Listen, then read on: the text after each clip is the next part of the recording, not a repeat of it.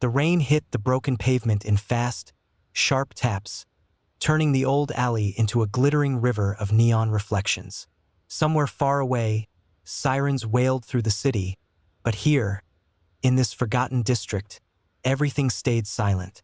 At the back door of an abandoned bar, a man named Carter waited, smoking his last cigarette of the night. He wasn't a gangster, not really. Just a courier who carried things people paid him to carry. No questions. No names. No attachments. Tonight's job was supposed to be routine. Pick up a locked metal case from an old mechanic and deliver it to a warehouse near the river. Simple. Easy. Fast. But the second Carter lifted the case, he felt something wrong. It was heavy, too heavy, and colder than steel should be. The mechanic didn't say a word, just pushed it into his hands and slammed the garage door shut. Carter didn't think much of it, until he turned the corner and saw two black cars blocking the street. 4 men stepped out, all dressed in the same long coats, all carrying silenced pistols. One of them spoke. "We don't want to hurt you. Give us the case." Carter tightened his grip. "I don't know what's inside. I don't care. I just deliver it." "That's the problem," the man said. "You're not delivering this anywhere." The moment the gun was raised, Carter ran. Bullets snapped through the air, hitting walls and dumpsters. But Carter sprinted through the maze of alleys like he'd been born in them. He slid behind a brick corner, breathing hard, clutching the cold metal case to his chest. He needed to lose them. Fast. The city around him buzzed with neon lights, empty streets, and the hum of passing trains. Carter ducked into an old market building, slipped through the back, and climbed the rusty fire escape to the rooftop. The rain made the metal slick, but the men were already climbing after him. Carter reached the top and finally dropped the case onto the ground. His hands trembled. "What the hell is so important inside you?" he whispered. A tiny red light blinked through a crack in the metal. Timer. 2 minutes and 41 seconds. His heart froze. The men reached the roof, guns aimed. "You opened it," their leader said. "Now you understand." "What is it?" Carter shouted. "A message," the man replied. "And you were never meant to live long enough to see it." The timer hit 2 minutes and 10 seconds. Carter had 2 options, run or jump. Neither looked promising. The leader stepped forward. "Goodbye, Courier." But suddenly, boom! An explosion from another rooftop shook the building. Bright light filled the sky. All the gunmen turned. A helicopter appeared from behind the tower, its spotlight locking onto Carter. A voice shouted from on board. "Carter, grab the case and move." He didn't know who it was, didn't know why they were helping him, but he grabbed the case and sprinted, the helicopter lowering a rope ladder toward him. Gunshots cracked behind. The timer ticked. 1 minute and 3 seconds. 42 seconds. 17 seconds. Carter leapt, catching the rope with one desperate hand as the helicopter lifted him above the rooftops. Below, the men fired until they were just dots. The city shrank under the spinning blades. Carter held the case close, his pulse racing. "What's inside?" he yelled. The voice answered, "Something the whole world will kill for." The timer inside the case hit. 1 second. 00:00:00. And instead of an explosion, everything went silent. The case clicked softly, like it had just unlocked. Carter swallowed. His nightmare was only beginning. The helicopter cut through the storm clouds, shaking as wind slammed against its sides.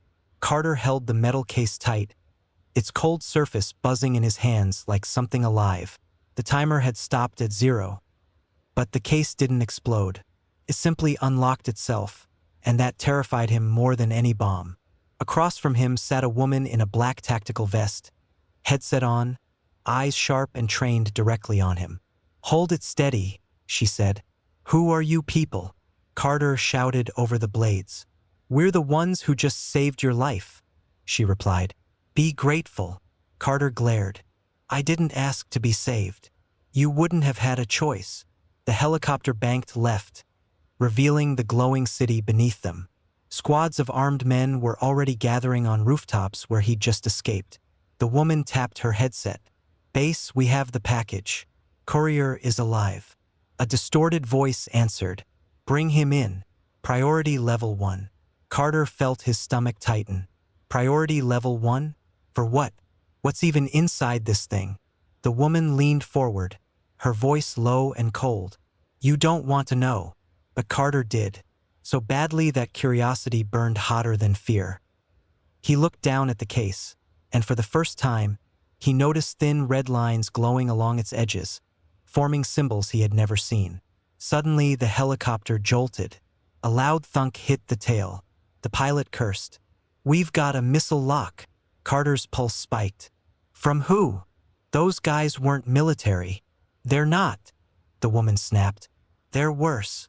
A second explosion rocked the helicopter, this time closer. The pilot pulled the controls hard. Everyone hold on. This is gonna get ugly. The city tilted below them as the aircraft spiraled lower. Rain hammered the windows. A third explosion lit up the sky behind them. The pursuing vehicle had locked on again. Jump! The woman shouted, shoving a parachute into Carter's chest. What? Jump now. I don't even know where we are. You want to live? Jump! She kicked the side door open, and wind blasted inside.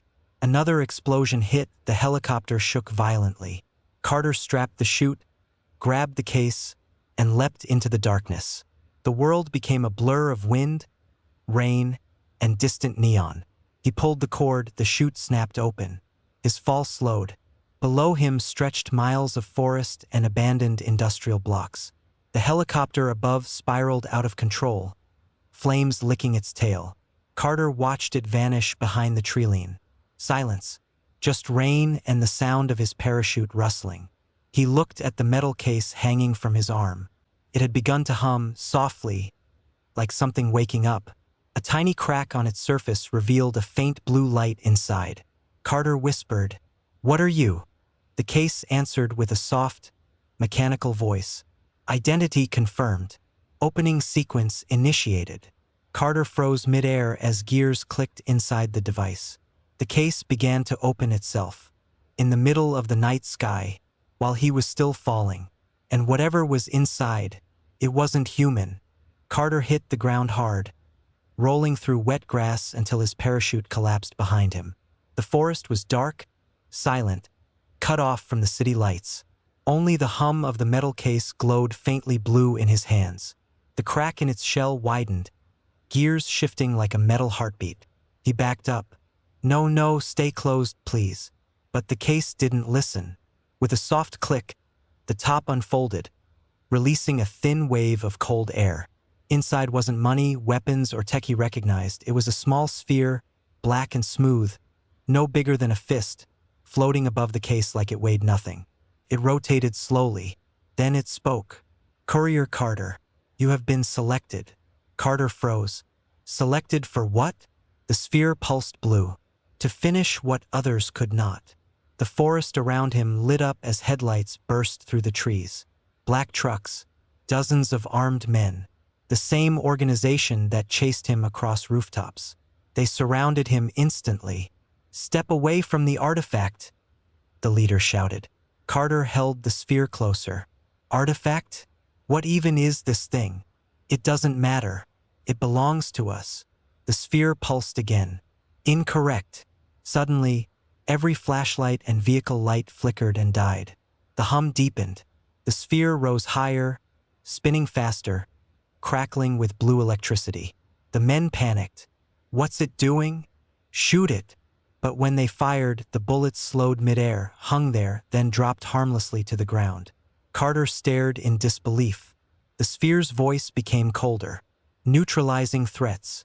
Blue waves pulsed outwards, silent, soft, but powerful.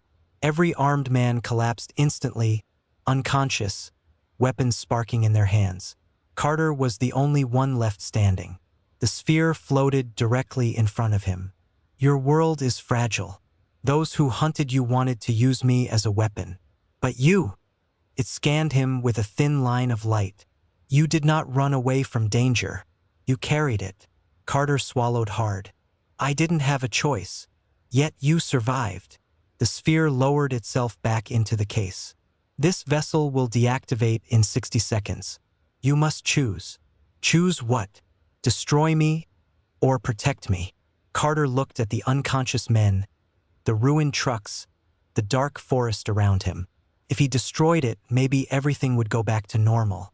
No more chasing, no more danger. But what happens if I protect you?